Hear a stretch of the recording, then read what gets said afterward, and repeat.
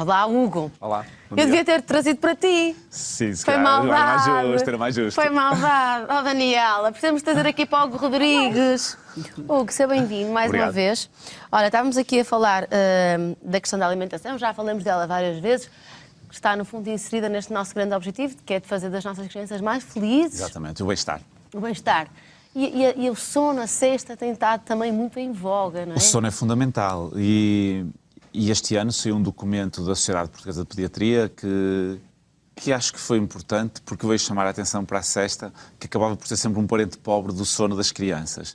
E acho que nos pôs a pensar de uma forma diferente e veio alertar a população geral para a realidade portuguesa, que é que as nossas crianças, na maior parte das vezes, estão em privação de sono. Certo. E a privação de sono tem muitas consequências para a saúde. Todos nós sabemos que as crianças ficam mais irritadas, ficam mais rabugentas, as famosas birras de sono. Todos nós sabemos que, do ponto de vista de regulação emocional E de comportamento, isto é evidente. Mas há outras consequências, nomeadamente do ponto de vista das células, do ponto de vista celular, do ponto de vista da regulação imunológica.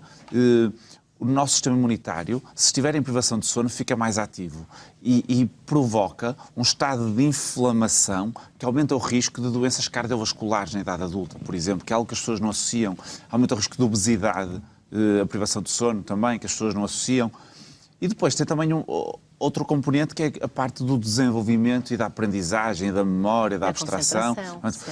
A privação de sono vai tocar nestas áreas todas e vai ter consequência nestas áreas todas. E, portanto, nós devemos encarar o sono realmente como um elemento central do dia-a-dia das crianças e, como disse uma colega minha uma vez numa entrevista, dormir é tão importante como comer. E é verdade, porque é uma necessidade básica. E nós às vezes preocupamos-nos muito que eles comam e esquecemos-nos, sobretudo na sexta. É o exemplo de nós toleramos que nos jardins as crianças não façam sexta, mas se saltassem uma refeição toda a gente deitava as mãos à cabeça. E é verdade. É verdade, sim senhora. Ora, em questão das idades, é mais ou menos consensual e as escolas também estão preparadas que até aos 3 anos as crianças são obrigadas a fazer a sesta, ou que é altamente... Quase todas precisam dormir durante o dia, até aos 3 anos. Mas a maior parte ainda precisa dormir depois disso. E é o que eu diga. Temos aqui um problema que é... Foram muitos anos em que as crianças não dormiram cestas nos jardins, porque nas creches as crianças dormem. Nos jardins, particularmente nos jardins públicos, as crianças não dormiam cesta porque se achava que não era necessário. Mas isso não é verdade. O problema é que estes anos todos levaram a que os jardins não estivessem, muitos deles, preparados para que as crianças durmam a sesta. Isto é um problema. Não vale a pena só dizer que as crianças têm que dormir se os jardins não tiverem condições físicas e de pessoal. E de higiene também. E de higiene, tudo isso. Agora, identificado o problema, faz sentido mudar.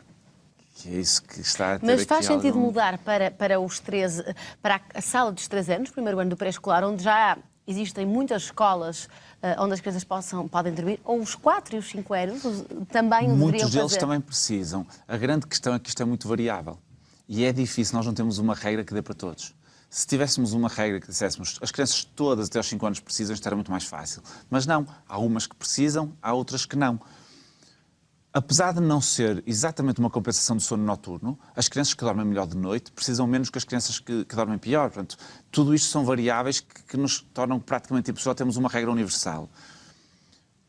Teoricamente, o ideal seria que houvesse um plano adaptado a cada criança. Ou seja, os pais perceberem se a criança precisa dormir ou não. Essa opção. Os educadores, os auxiliares também perceberem, e aí é importante que eles saibam quais são os sinais de que a criança está em privação de sono. Há aqueles sinais mais comuns, a criança está mais rabugenta, está mais... Coçar as orelhas, os olhos. Coçar os olhitos, pronto, esses são mais comuns. Mas a irritabilidade, a falta de paciência, a falta de atenção, a impulsividade, a agressividade, podem ser um indício de que a criança está em privação de sono.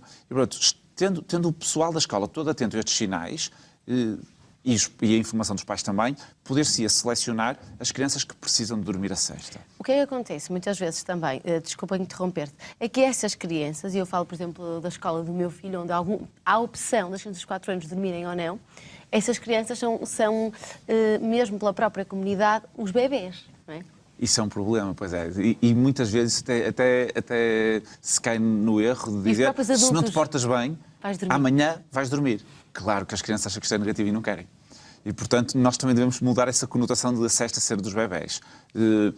Dormir a sesta implica também um ambiente calmo, um ambiente mais escuro.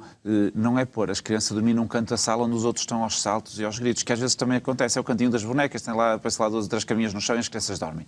Não é assim. Tem que haver um espaço próprio onde as crianças saibam que aquela é a rotina de dormir a sesta. Mas essa conotação é muito importante. A sesta não é dos bebés. A sesta é importante para crescer, é importante para que o organismo funcione e é muito importante. E isto está provado para a capacidade de pensamento abstrato. O pensamento abstrato é fundamental para a aprendizagem, é fundamental para o desenvolvimento da linguagem. E a sesta, como é um intervalo ao longo do dia em que há vários momentos de aprendizagem, ajuda a consolidar tudo o que se aprende. É um recarregado de baterias. Exatamente. Também. E uma criança que está 1 hora numa atividade, 2 horas numa atividade, 3 horas numa atividade, se puder descansar e nesse descanso consolidar o que aprendeu na atividade, vai ser muito mais proveitoso do que estar essas horas e depois vai comer, depois vai brincar e depois vai outra vez para outra atividade e chega ao fim do dia e aquilo que retira não é tão bom. Deixa-me só falar aqui de um eventual mito que há muitos pais que assim pensam, e também escolas, que é: eu não vou pôr dormir à tarde porque ele depois à noite não vai querer dormir. É uma ótima questão, porque isso, na maior parte das vezes, é mesmo um mito. É um grande mito, normalmente. Claro que há alguns meninos nos quais o sono do dia vai perturbar o sono da noite. E nesses também temos que gerir com bom senso e perceber que se a sesta está a ser mais produtiva ou mais prejudicial. Claro, e se é uma criança com 4 anos que faz uma sesta de 3 horas, é natural que... E se for uma criança que dorme muito bem de dia, mas que depois chega à noite e é uma tortura para todos, se calhar mais vale tirar a sesta de dia. Mas a maior parte das vezes o sono durante o dia é um regulador do sono da noite. E isto é lógico. O cansaço interfere com o sono profundo, que é o sono reparador. E por isso é que as crianças, quando estão mais cansadas, muitas vezes têm mais dificuldade em adormecer e têm sonos mais agitados, têm mais terrores noturnos, porque estão mais cansadas. Por isso, na maior parte das vezes, essas crianças beneficiam em dormir uma sestazinha ao fim da tarde, porque dormir durante o dia vai retirar aquele cansaço a mais, se quisermos dizer assim, vai retirar o cansaço a mais e vai fazer com que a criança adormeça melhor e tenha um sono melhor. E, portanto, geralmente, o sono do dia é um bom regulador do sono da noite e os pais, daqueles meninos que têm dificuldade em dormir à noite, não têm que ter medo em deixá-los dormir durante o dia, porque, na maior parte das vezes, melhora. Claro que é como dissemos no início, é testar e ver. Claro. Se não resultar, para-se. Horas, há um padrão. As crianças devem dormir X tempo à tarde, ou cada caso é um caso também. Há crianças que precisam dormir mais mesmo que outras. Cada caso é um caso, sim. Em média, aquilo que temos neste momento como recomendações, as crianças maiorzinhas, a partir dos 3 a 5 anos, geralmente 1 hora, 1h30 no máximo, e não precisam de mais. Mais pequeninas, dos 2 aos 4, se calhar 2 horinhas, parece mais adequado, e as outras é deixá-las dormir, porque vão precisar e vai servir para ajudar elas a estarem melhor durante o dia, terem o melhor bem-estar e aproveitarem melhor o seu dia-a-dia. Só para concluirmos a nossa conversa, aquelas crianças que já não precisem de dormir, mas que estejam um pouco agitadas, devemos sempre convidá-las a ir para um ambiente tranquilo. Exatamente. Depois do almoço. E isto, a questão de dormir a sesta, não precisa de ser um carimbo. Ou seja, a criança que não precisa dormir a sesta não quer dizer que pontualmente não vai precisar. E isto também é uma boa chega para as escolas. Se pontualmente virem que o menino que até já nem dorme a sesta porque está bem e porque está sempre bem disposto, tranquilo, mas que há um dia ou outro dia em que realmente parece estar mais cansado, está mais irritado e pode ser por falta de sono, deve ser dada a oportunidade a essa criança também de dormir nessa altura. Não temos que ter medo desse desmame. Ora dorme, ora não dorme. Isso não tem mal. Não. O desmame, o deixar de dormir a sesta deve ser um processo natural. Claro que isto é um bocado, e passa a expressão, olhómetro. Como é que nós percebemos que uma criança não precisa dormir a sesta?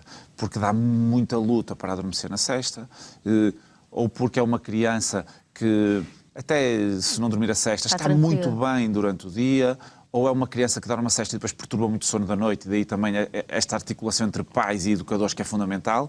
Portanto, as crianças começam a dar sinais que não precisam, é deixar de dormir. Mas não quer dizer que pontualmente não voltem a dormir, porque às vezes precisam, como nós também, às vezes precisamos de mais um bocadinho. Os pais e filhos hoje à tarde até podem bater um cochilinho juntinhos, que é bem bom. Foi um gosto estar contigo. Até à próxima.